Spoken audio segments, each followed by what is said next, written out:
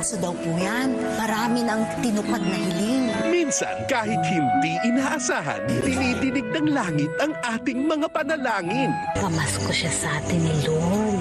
Binigyan tayo ng anak. Hindi natin mamamalayan, tayo na mismo ay nagiging biyaya na rin pala sa iba. Ibigay mo sa kapwa mo ang ibinibigay niya sa'yo. Kahit na anong mangyari sa buhay mo, huwag ka mawawala ng pag-asa. Dahil may biyaya talagang darating para sa iyo. Ngunit paano kapag sinubok na tayo? Wala na lang magkakaganito. Wala na lang silang mawawala.